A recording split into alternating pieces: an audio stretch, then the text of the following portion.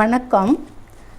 எந்த நோயாக இருந்தாலும் வருமுன் காப்போம் அப்படின்றது தான் நம்முடைய அரசாங்கத்தினுடைய கொள்கையாக இருக்குது. எதுவாக இருந்தாலும் சரி, வருமுன் காப்போம், காப்பது தான் நம்மளுடைய முக்கியமான ஒரு வேலையாக இருக்கிறது. இந்த விஷயத்தில் 40 வயசு ஆனவங்களுக்கு அதுக்கு முன்னாடியே கூட சர்க்கரை நோய் வந்துடுது, சுகர் வந்துடுது.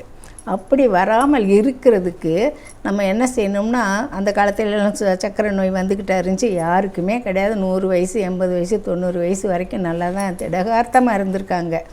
அப்படி நம்ம வாழணும்னு நினச்சா சிறு தானியங்களை நம்ம சாப்பிட்டு பழகணும். இப்போ ராகி இருக்குது, இந்த ராகி களி செஞ்சு சாப்பிடலாம், கூழாக கரைச்சி சாப்பிடலாம்.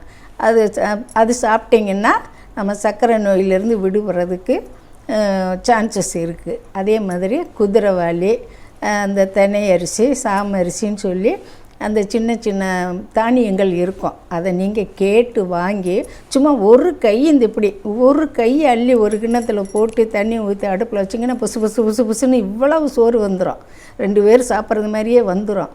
அந்த மாதிரி வயசானவங்க சாப்பிடுங்க. நானும் சுகர் வந்தவ தான், அந்த மாதிரி தான் நானும் என் கணவரும் சாப்பிட்டுக்கிட்டு இருக்கோம். இதை உங்களுக்கும் நான் தெரியப்படுத்துகிறேன். தயவு செய்து அரிசி சாதம், அரிசியில் செய்கிற இட்லி தோசை இதவே சாப்பிட்டுக்கிட்டு இருக்காதீங்க. உணவுகளை மாற்றி மாற்றி நீங்கள் சாப்பிட்டு பாருங்கள். கீரை காய்கறிகளை அதிகமாக சாப்பிட்டு பாருங்கள். கண்டிப்பாக சர்க்கரை நோயை கண்ட்ரோலுக்கு கொண்டு வந்துடலாம். இந்த பதிவு பிடிச்சிருந்துச்சுன்னா லைக் பண்ணுங்கள், ஷேர் பண்ணுங்கள், சப்ஸ்கிரைப் பண்ணுங்கள். நன்றி, வணக்கம்.